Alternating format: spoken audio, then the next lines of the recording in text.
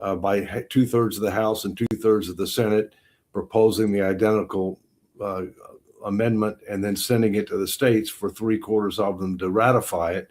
Or if they can't do that, which I do not believe they can in the current environment, then they need to allow the states to do it through a limited Article 5 convention, limited solely to the issue of fiscal responsibility, and provided evidential matter that there were enough state applications that they should have done it as far back as 79 and as recently as 2017. So we'll see, what ends up happening there. So the first thing is we've got to have a constitutional amendment. That's going to take some time, but we need to have that. And secondly, we need to have a statutory commission that learns the lessons from the former Simpson-Bowles Commission, which was not statutory, that will engage the American people with the facts, the truth, the tough choices, solicit input, and set the table for 2 sets of recommendations that will be guaranteed a vote in Congress. One, to restore the solvency and sustainability of Social Security, standing alone. And secondly, to reduce, and yes, I use the word reduce, debt as a percentage of the economy to a reasonable and sustainable level over the next 10 to 15 years with triggers, targets, and automatic enforcement mechanisms. And I'm in the process of providing the Congress examples of what could and should be done in that regard, as well as other reforms to our budget process, because our budget system now is badly broken. As you know, Nick, the only thing that Congress is supposed to do under the Constitution every year is pass all the appropriations bills by the beginning of the fiscal year. The last time they did was 1996, and they've only done it 4 times in my lifetime. So obviously the system is broken. We need a number of reforms, and that's enough for the opening. But at some point, what we ought to try to do, maybe a little bit later in this, after we get past this debt issue, is to talk about immigration and tariffs, because they have significant economic consequences, and our Supreme Court is scheduled to hear cases on both of those issues that I think is particularly noteworthy. Okay, what we'll do is we'll bring in our panel. We do have people from outside the United States who's going to join us. So we're going to listen to our friend in Canada, Sasha Starr, and of course our friend in Bangladesh, which is Dr. Sharif, where about 50% of the world's population lives, that we also ignore. And of course, in Los Angeles, we have Rick Rosner. So we have to have our token American on the panel. But we'll start with our friend in Canada, because he also runs Modern Investing. He's into investing, and the United States, of course, has a little bit of a debt problem. I'm wondering if, Sasha, you would invest in a country that has a GDP ratio like we do and a $39 trillion debt. Would that be a place you would park your hard-earned Canadian dollars? It's not enough that $39 trillion, it's a staggering figure. It has tendencies to grow even higher and higher. So next time, a few weeks later in our program, we will admit that it's now $40 trillion. How large is this number, $40 trillion? No, nobody knows. It's difficult to comprehend, and even more difficult to comprehend how that debt figure will go lower. I don't recall actually in the last few years that the debt of the United States would go lower. It goes higher. It would stay the same, but I don't recall that it would go lower. David, am I right? No, correct. And Sasha, let me be clear. I think the right metric is debt as a percentage of the economy. Not all debt is bad. Some debt is necessary, and we're not going to pay off all this debt. People that say we need to pay off the debt or don't know what they're talking about. But what we do need to do is that we need to have a reasonable level of debt as a percentage of the economy. That's what needs to go lower. And here's what's interesting about that, Sasha. If you focus on debt to GDP, if you grow the denominator faster than the numerator, even if the numerator is going up, you're making progress. And that's what we need to do because at the end of World War II, we grew the denominator much faster than the numerator, but now we're doing exactly the opposite. So you're right. We're not reducing debt. We're adding debt. But what's happening is that we're adding debt at twice the rate of growing the economy. So that means the debt to GDP number is going up. And we need to reverse that through more economic growth, through regulatory reform, through additional revenues, through comprehensive tax reform, and through reduced projected spending, both mandatory and discretionary spending. Rick? So how's the government doing on those objectives? Right now, the stock market is running pretty hot, but that tends to be a GOP governance thing where the market runs hot and then people take too many, and the finance people take too many risks, the market crashes, then the Dems come in and have to clean up some of the wreckage. But how's the government doing right now in achieving your objectives? Well, first, as you know, the stock market is really looking at about 6 months, okay?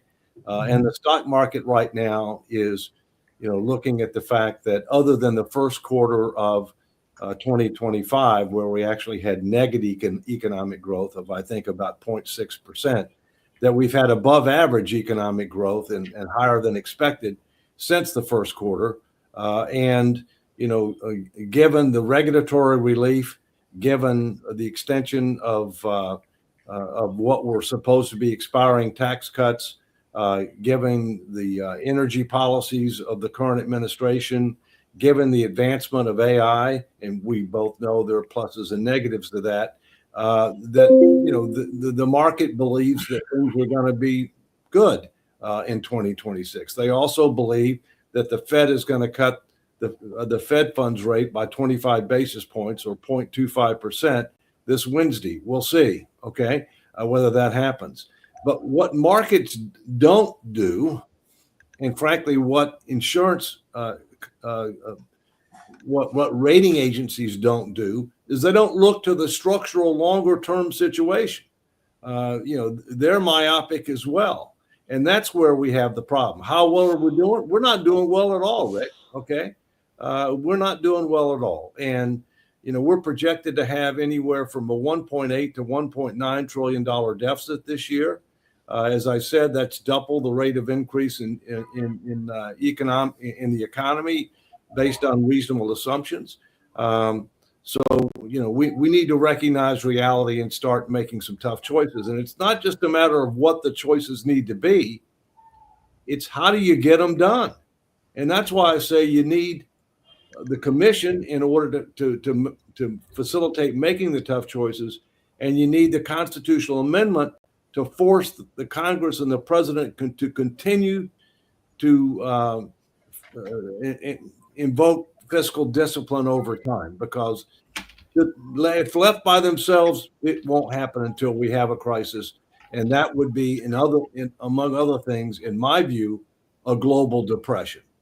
Yeah, well, we're going to go to Dr. Sharif in Bangladesh, and I did check out their debt to GDP ratio. It's about 37%, where we're like over 110%. So it's weird. Bangladesh is actually a financial more sound position in the United States of America.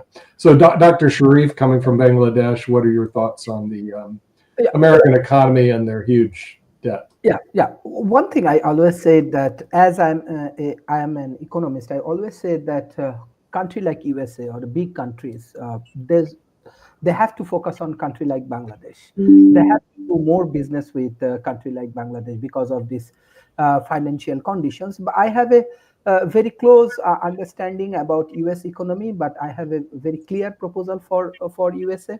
Number one, they have to go for a short-term plan, stabilize near-term demand and markets, which is very much important. I think that USA, especially Trump administrations, want to do manufacturing industry. It's good, but definitely they have to understand the competitiveness and other things.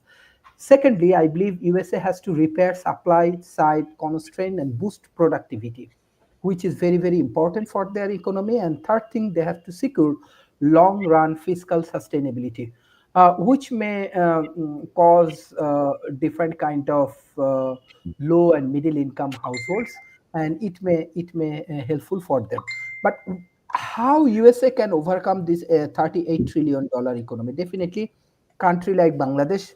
The reality is that in terms of paper and everything, and maybe it's a $500 billion economy every year, but I believe it's a $1 trillion economy because everything is not, this economy is on paper, on data.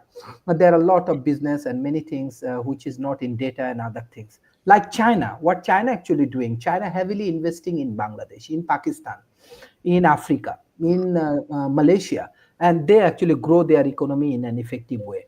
On the other hand, we are observing that USA actually go for tax, tariff, and all of the competition.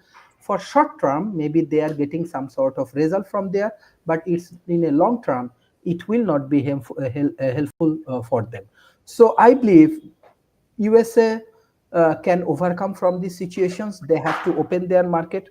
They have to focus on the immigration's law, rules, and regulations. Honestly speaking, because immigrant create a lot of business and financial values in U.S. economy. And third, I believe that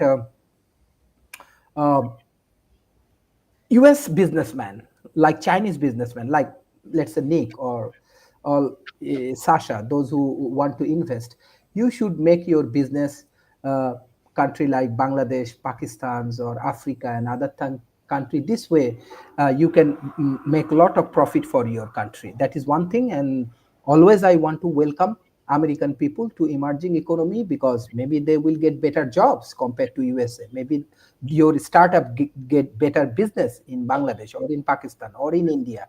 So this is the way we can create a value for US market, and US market can overcome from this situation. Honestly speaking, how I see this world, 38 to 40 trillion dollar is not hard for USA because USA has a huge impact with their culture, with their democracy, with your Hollywood, with your social media, with your technology business, with your startup. So still they have possibilities, but you need good leaders who will be dynamic, who will be thought-provoking, who can understand. That is my observations, and maybe I can learn more from Honorable David Walker.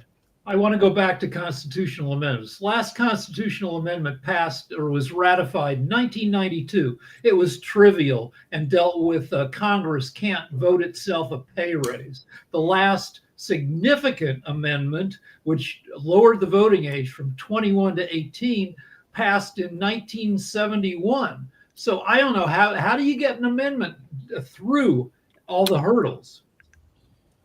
Well, first, it's interesting to note that the 27th Amendment, which deals with congressional pay, was originally one of the proposed provisions for the Bill of Rights, but it didn't get adopted as part of the Bill of Rights. The second thing that was very interesting about the 27th Amendment is it took over 200 years to ratify that proposed amendment. And the third thing that's interesting about it is a high school student is the one who discovered through research that the amendment had been ratified but never been certified by the archivist that had been ratified. And a related point is that the not-for-profit that I run, the Federal Fiscal Sustainability Foundation, did the research and found out over 3 years ago that there were enough applications from states for a limited convention to propose a fiscal responsibility amendment as far back as 1979 for 25 years. And then again in 2016 and 2017, and Congress never did anything. So to answer your question, Rick, there's two ways to get an amendment under Article 5. It's only one paragraph, okay? 2/3 of the House and 2/3 of the Senate have to pass an identical amendment, and then 3/4 of the states have to ratify. Based upon the current environment in Congress, in my opinion, and a number of leaders in Congress have agreed with me on this, there's no way that Congress is going to pass a proposed amendment in the House and the Senate that can gain 2/3 support. In particular, a traditional balanced budget amendment like many states have, where you're trying to balance the budget on an annual basis, not only does it make sense at the federal level, it's politically infeasible at the federal level. The second way to get an amendment is if 2/3 of the states, or 34, file an application with Congress for a Article 5 convention, not a constitutional convention, a limited convention to propose one or more amendments, then the Congress shall call the convention. Express, enumerated, ministerial responsibility, no discretion on behalf of the Congress. My not-for-profit that I had discovered that that goal line was crossed as far back as 79. And now we're trying to get Congress to do the right thing, to either pass their own amendment, which they would do, or call the convention. And if the convention doesn't get called within a reasonable period of time, to get states' attorneys general to sue the Congress for failure to call the convention, which would be dealt with at the Supreme Court level, which would be the biggest constitutional crisis in the history of this country. Because basically what the Congress has done is they've mooted one of the key provisions that the founders inserted in the Constitution as a check and a balance over abusive and expansive federal power. And we must keep in mind that the states created the federal government, not the other way around. And the Congress is trying to undercut the ability of the states to exercise their rights. So, do you have any attorneys general who are ready to sue over this?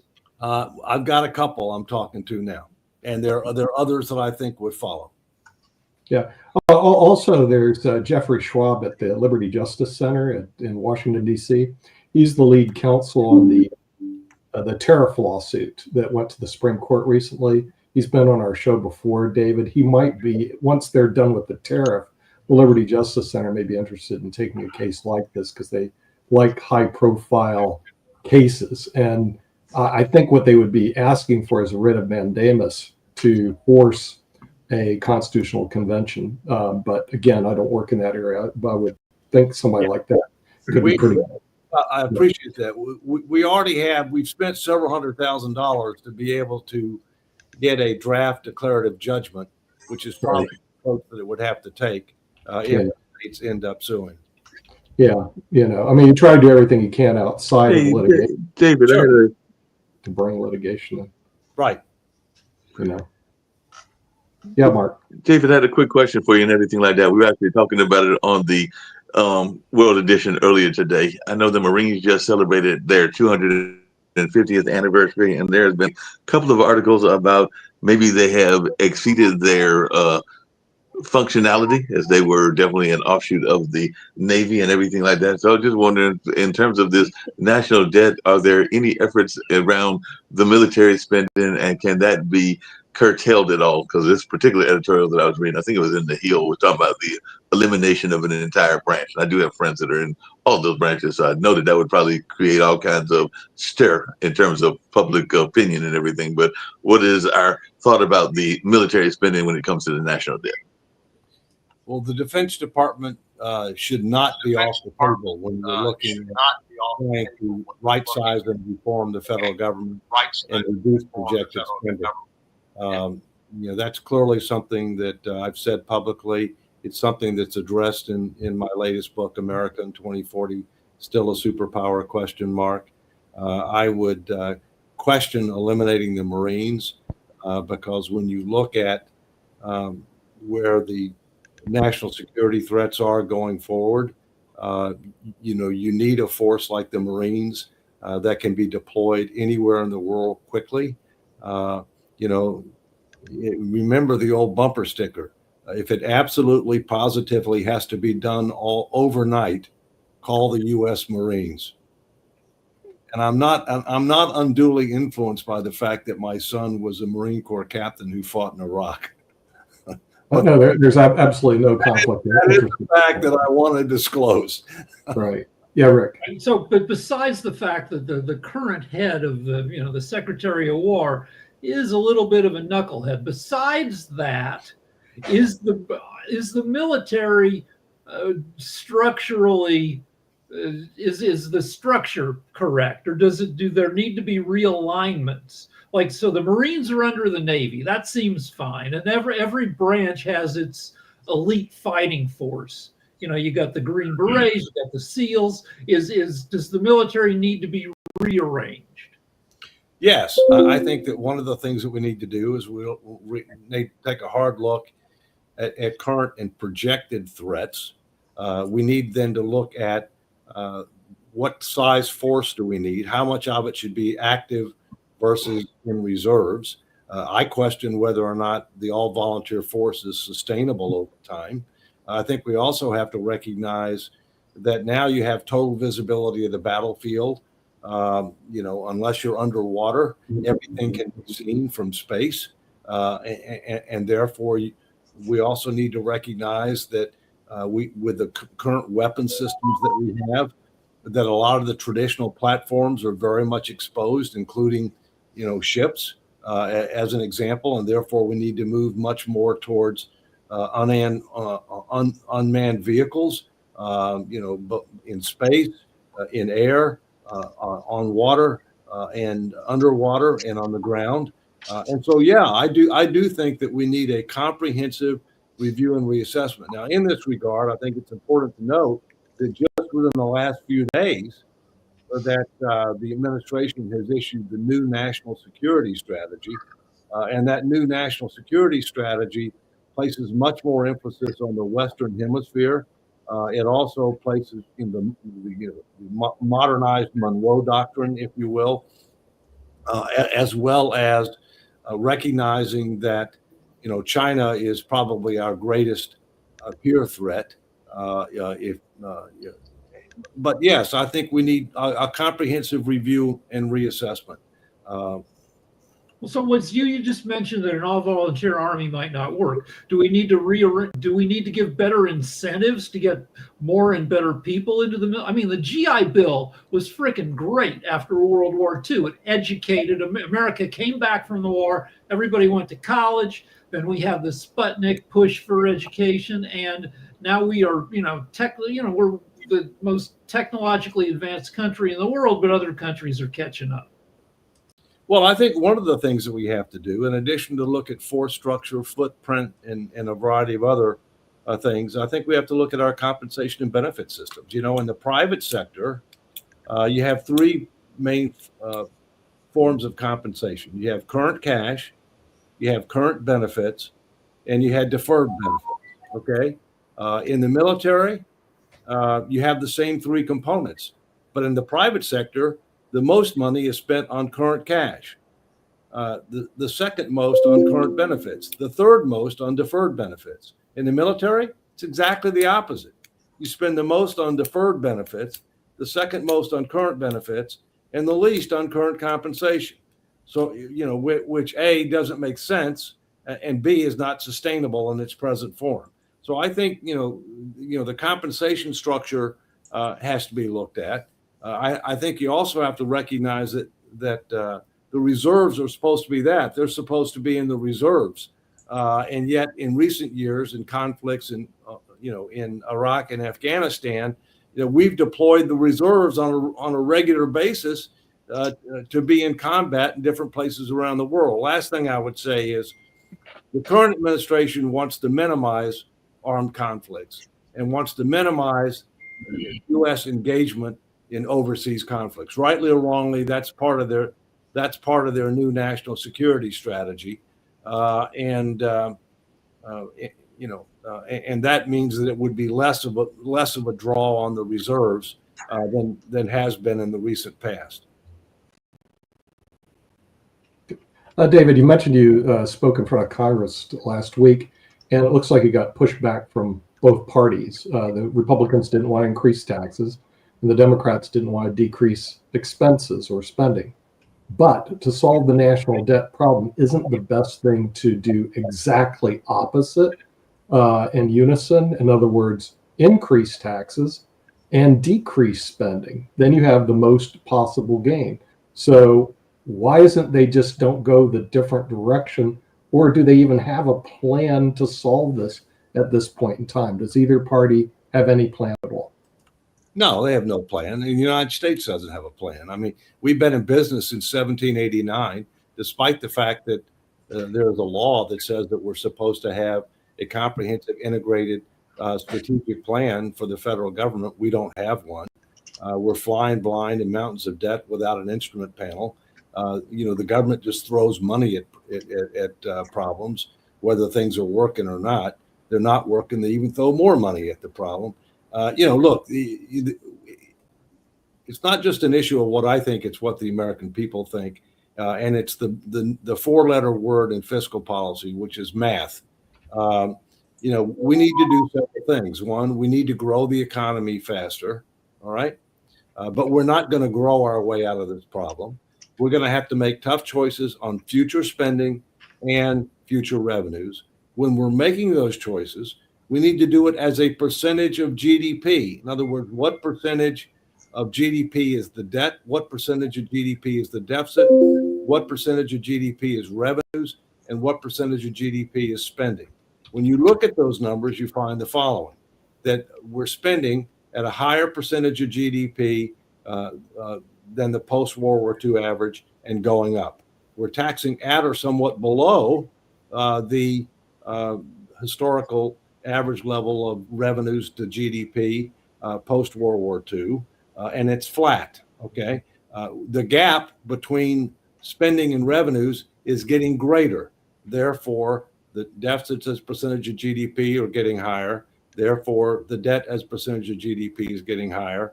When I went around the country in 2012, what I got from the American people was debt to GDP was the right thing to focus on, that we ought to try to get it down to about 90% over time, gradually over time. Today, we're at about 100. That's only if you count debt held by the public.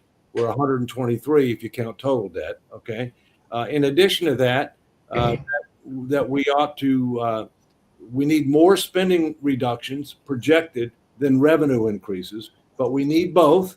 And the ratio was 2-to-1 spending reductions to revenue increases.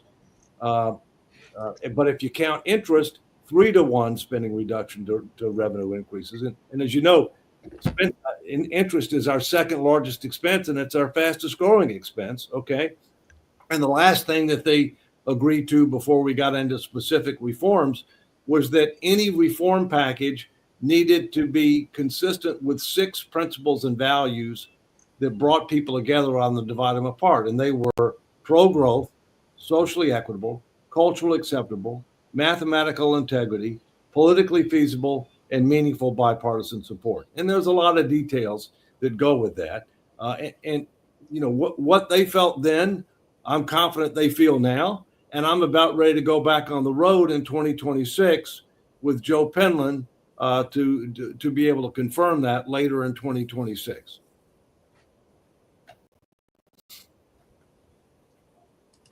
Okay, there's 2 other topics you wanted to bring up, David. It dealt with immigration and tariffs and how they affect the national economy as a whole.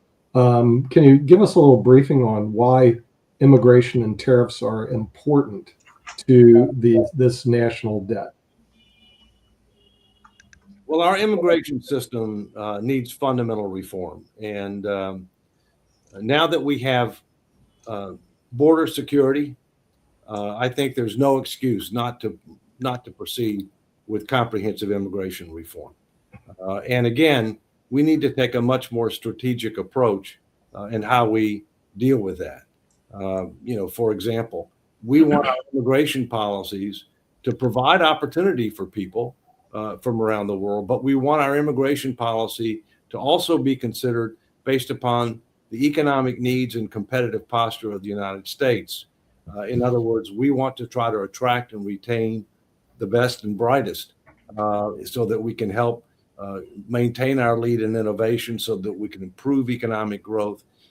We want to provide opportunities for individuals who are truly persecuted, whose lives are at risk because their actions are hostile to the current government. But we also need to make sure that we're not attracting people who can't support themselves, who are overly dependent on social welfare programs as a means to survive. We need to look at our visa processes recognize the difference between a pathway to citizenship, a pathway to legal status, and a temporary path to be able to work, to have work opportunities in the United States.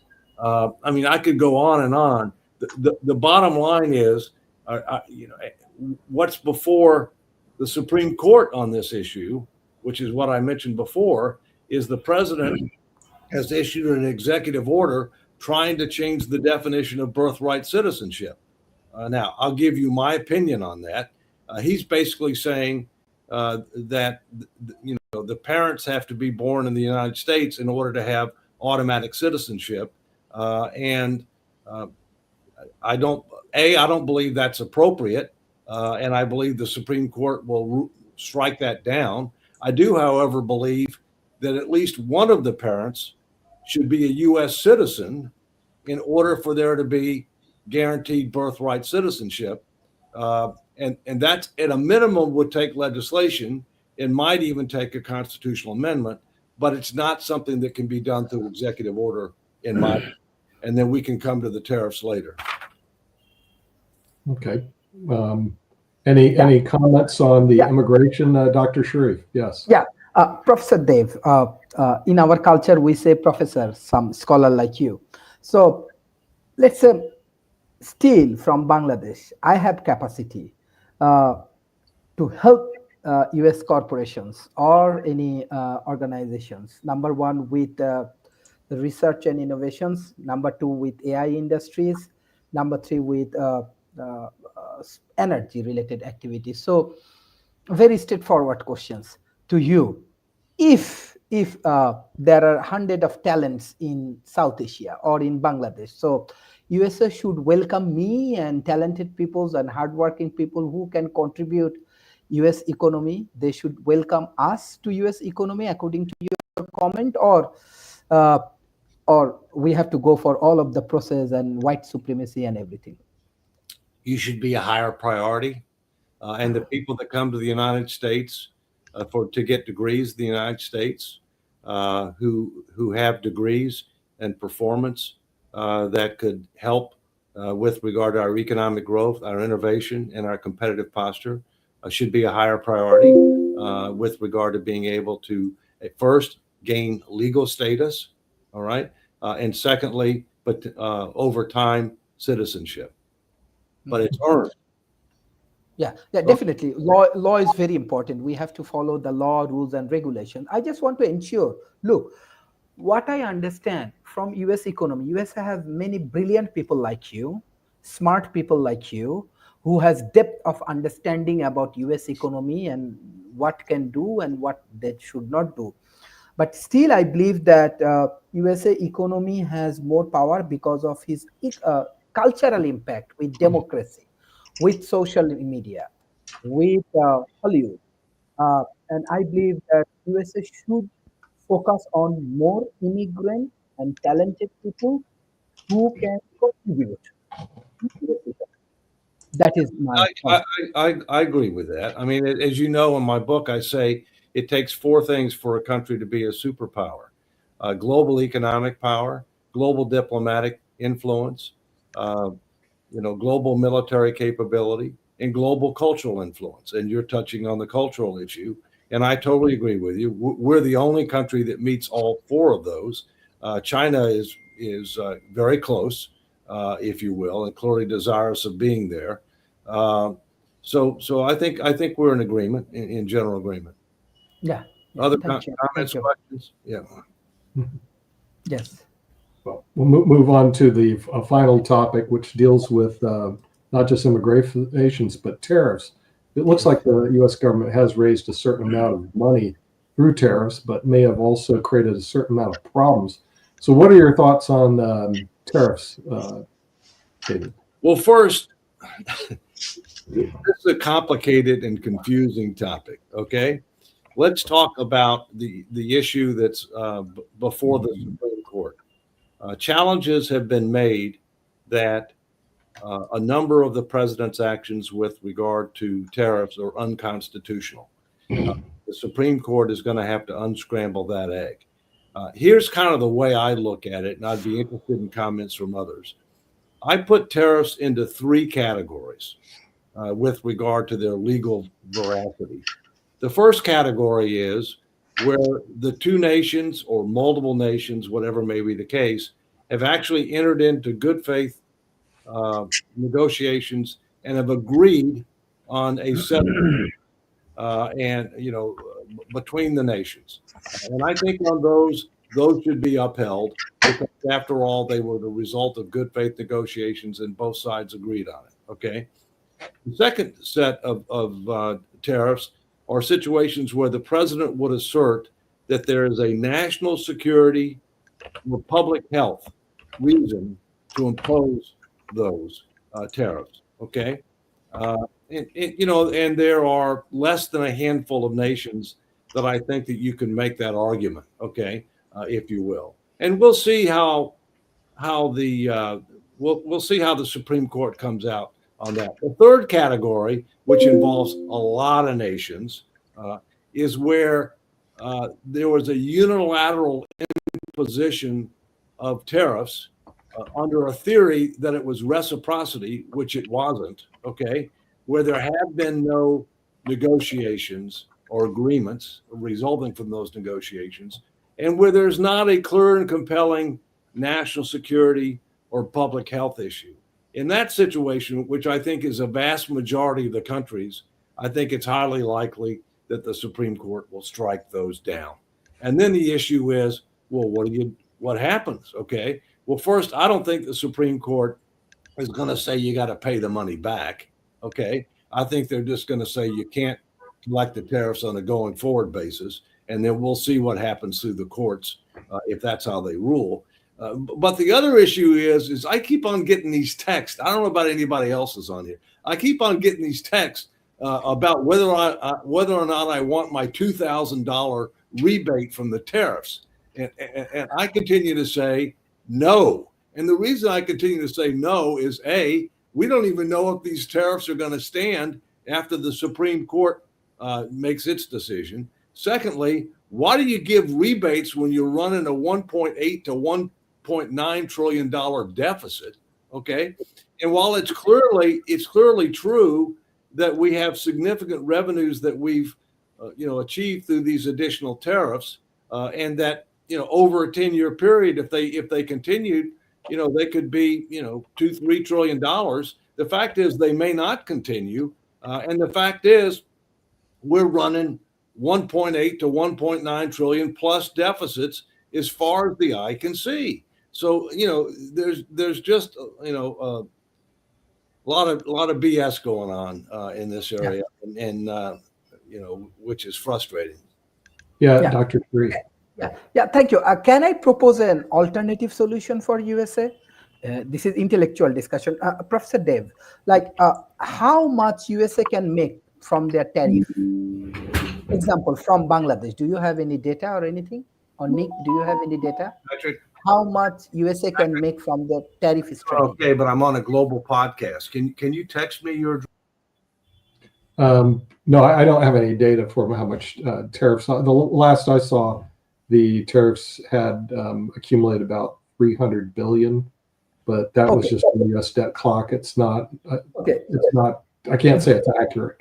But anyway, let's say they don't break it down by country. I'm sure somewhere there is data on how much tariffs. Remember, they don't collect it from Bangladesh. They collect it from as it's imported into the United States. It's the person who's buying it is paying those tariffs. So yeah. Let's say I propose 3 times better business opportunity for USA. Okay. Yeah. Let's say Pot TV is very popular right now in Bangladesh. I send all of my audience people and everything's with you. I think we reach around 100 million people through university, through government agency, through financial institution, through corporation, even through mosque and university. We have 300,000 mosques in Bangladesh. And everybody said, hey, you have all of the Islamophobia and everything. And they said, hey, no, Dev Walker discussion is very interesting. We have to learn, even in mosque in Bangladesh. They say, hey, Nick, bring all of the brilliant idea. Jatovi is a very good speaker. Okay, we can listen. We want to be friends, make friendship with you. So that is the way I overcome from the cultural barriers, right? There is a huge barriers in between North America and Bangladesh. So I overcome cultural barriers. So second things, that's why I said USA has huge impact with culture. So Pod TV has huge impact with your podcast. So second things, I always believe that, and we have a strategy, we have proposal, we have feasibility study. If we focus on my talent economy, 100 million people in Chittagong, it can be future of like Singapore. We build up our ecosystem in Chittagong Business Incubation. Everybody know Pod TV speakers. All of the students know. Secondly, example, we build up this Pod the Breeze and barriers with India and this Rajbari and 23 districts. Master plan, urban planning from my World Talent Economic Forum doings.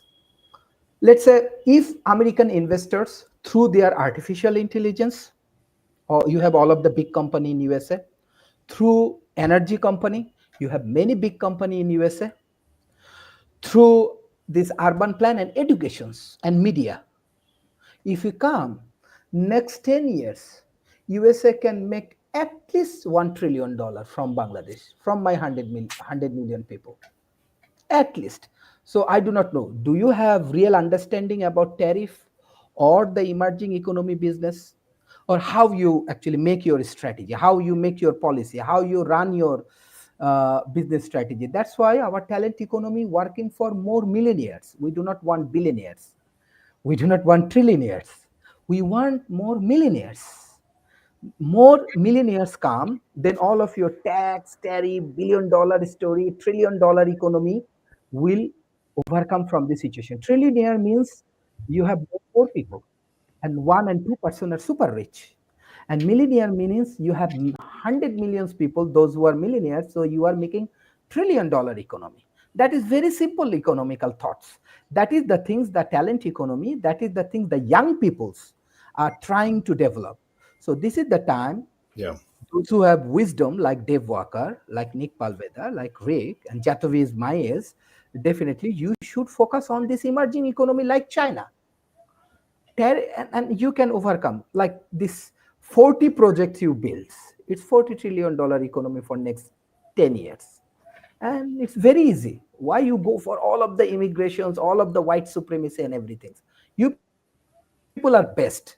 You have best knowledge, best technology, best culture, and you have an open society. Every people love this kind of culture, even in its Well, loss. we can't stereotype all Americans, just like we can't stereotype everybody in Bangladesh. I will say that the United States, tends to assume that since it's the leading superpower on earth, that we must be number one, number two, or number three in everything, and we're not. Okay. Secondly, I will also say that the United States typically is not as good in learning from history and learning from others, which I think is important. Thirdly, I would say that the United States tends to think that it can go it alone on a lot of things, when I'm a big believer in partnering for progress. You may recall, Doctor, that I was, as Comptroller General of the United States, I was on the board of the Supreme Audit Institution Global Organization. I was also head of strategic planning. And so I had very good relations with my counterparts around the world, including in China and Russia. I had very good, because they were professional relationships. They weren't political relationships. In addition, you talk about Islam and, if you will, I mean, I'm honored to have the highest honor that the country of Indonesia gives from the president of Indonesia, and they are the largest Islamic nation on earth. They have the largest Islamic population on earth, if you will. So, I think a lot of the people that are involved in Pod TV, have much broader and longer horizons than many people in our respective countries. And I think that we can learn from each other and hopefully capitalize on positive experiences and avoid common mistakes. So I'll just leave it at that. Thank you. Thank you. Yeah, Excellent. also, Dr. Sharif, I would say that you're dealing with an element, but it's not a majority element of the Islamophobia or whatever the people have over here. It is here, but it's not. I don't think it's the vast majority of the people in the United States whatsoever. My brother-in-law is actually a Muslim, Iqbal. I mean, and he's actually not from your Pakistan. He's actually from Pakistan, Karachi, not from Dhaka.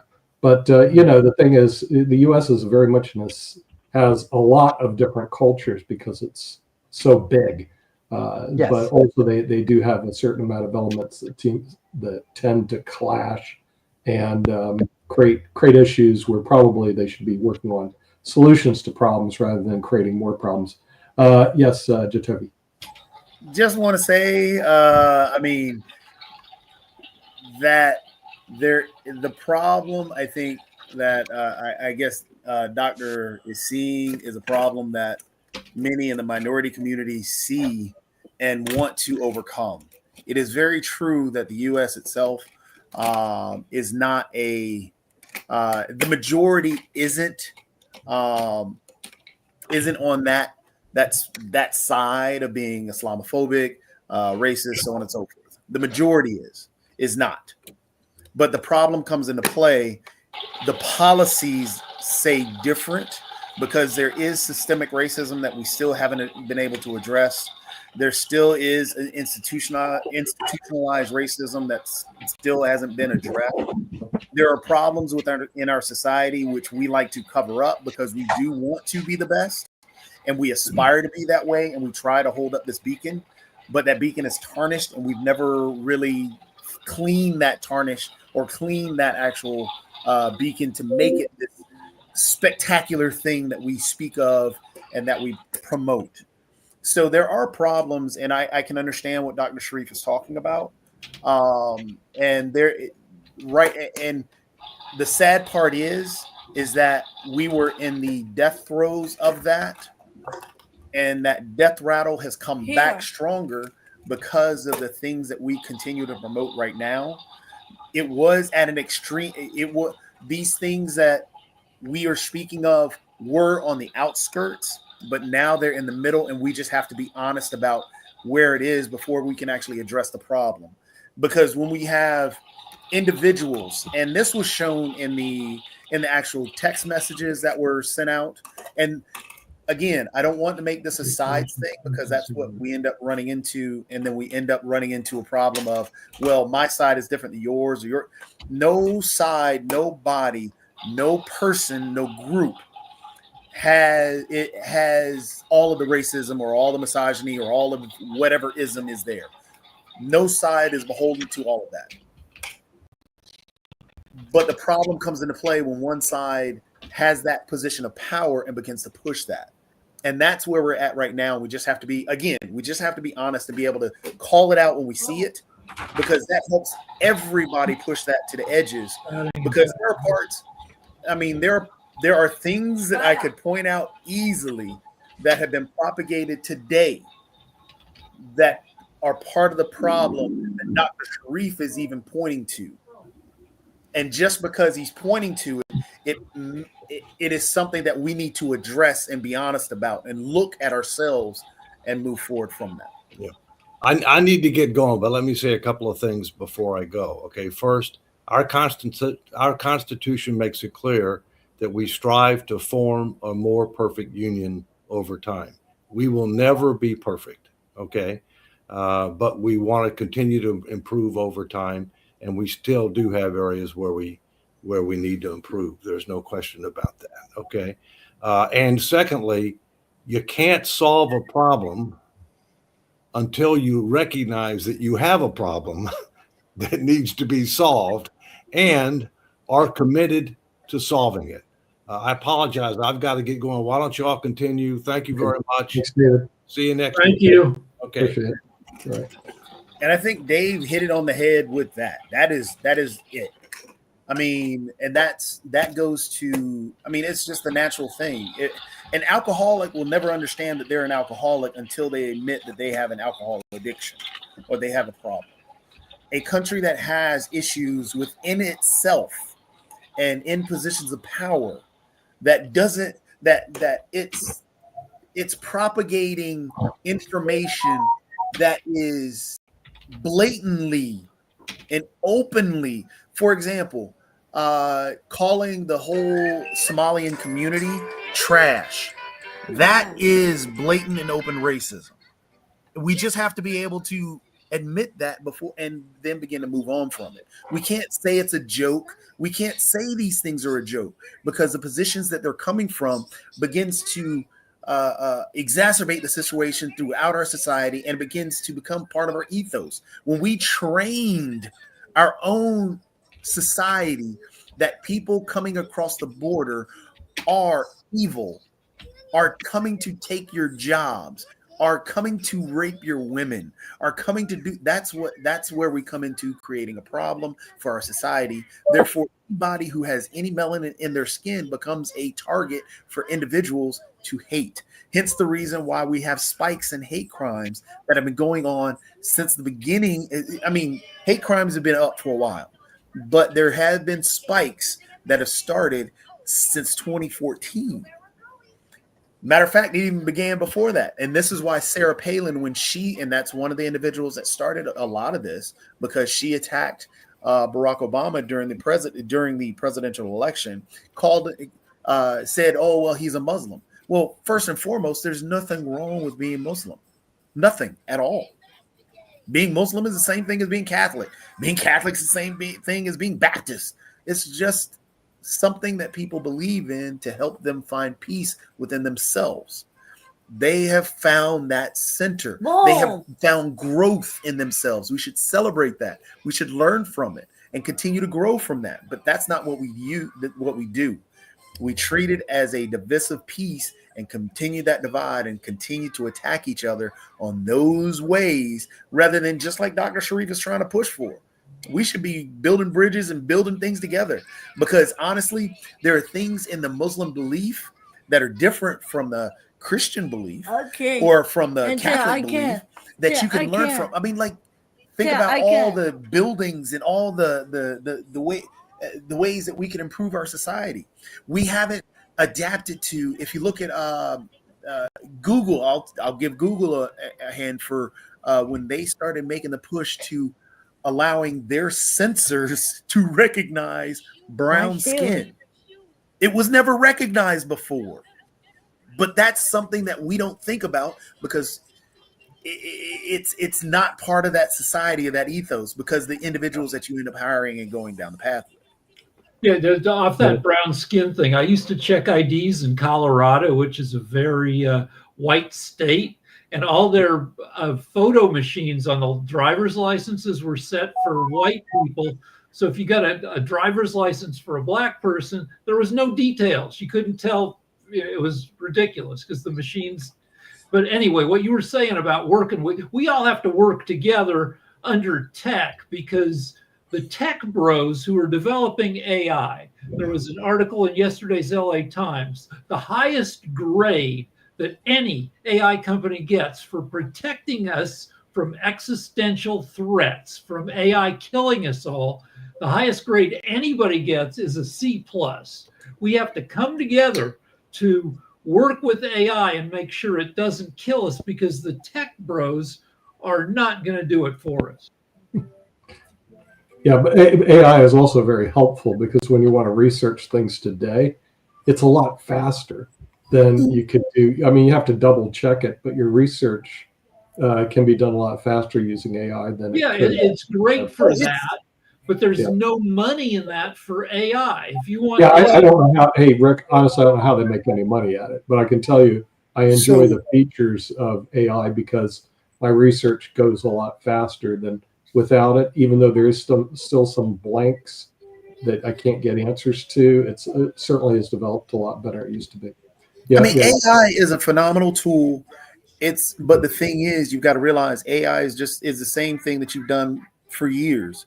because what you were just talking about, Nick, not knowing of how AI is going to be able to make money in the future and so on and so forth. It's the same thing that Google has done. It's the same thing that Yahoo has done. It's the same thing that Bing has done, which then changed to something else. It's just becoming a search engine to help you get to the end point that you want to have happen in the first place. Because if you think about it, what do you do before AI? What did you do when you were looking up stuff? You would just go to Google and type it in. So that's what ChatGPT is doing. That's what all the AI is doing, is just grabbing all the information, throwing into a simple Cliff Notes version that you can read up and say, okay, now I know. Right. But again, it's just grabbing the information off the internet across the different servers. Therefore, you must check, recheck it still. And we're going to have to get positioned more in Bangladesh because they have 3 billion people next door to where Dr. Sharif lives, where the United States only has 300 million. So we have a viewership of 10 times greater in that area than we do, unfortunately, in the United States. So we're going to have more involved. I'll have to go to Doc and our team is so popular, so you will get all of the red carpet reception when you visit. Yeah, well, we're gonna have to make arrangements. I'll have to go over there and visit you there. But in the meantime, we have to get off the air because we're out of time. We'll see you next week on Economics with the Honorable David M. Walker. Take care. Bye